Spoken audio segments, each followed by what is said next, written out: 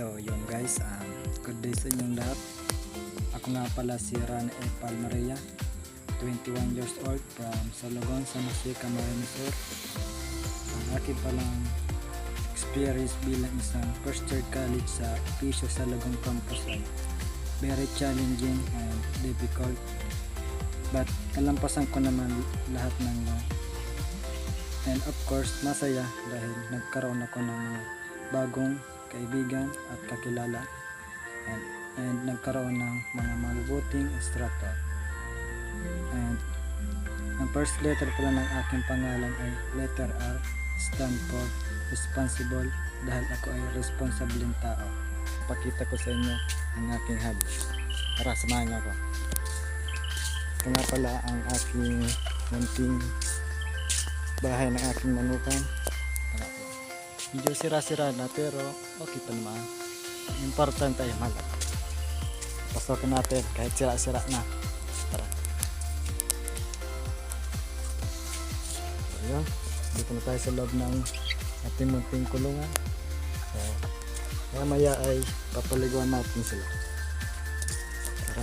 So ngayon ay prepare muna tayo na papaliguan ng ating mga manok. Let's go! Guys, ito nga pala ang gagamitin natin pagpaliguan ng manok. So budget tayo ngayon so tops at pambabad lang gagamitin natin. So guys, nagsisimbol na tayo pagpaliguan ng manok. Ang natin papaliguan ay baby stag, aling buyugi. Tara, paliguan natin. So una natin gagawin is lulubog natin sa bali na may tubig. Tara.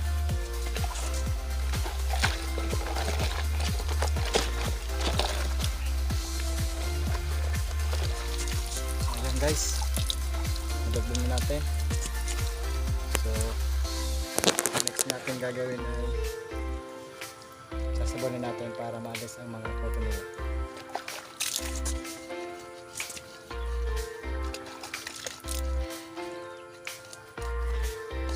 Tamang-tamang panahon guys, medyo mainit, fresh sila.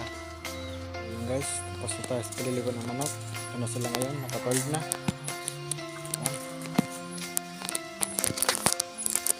Fresh ka na.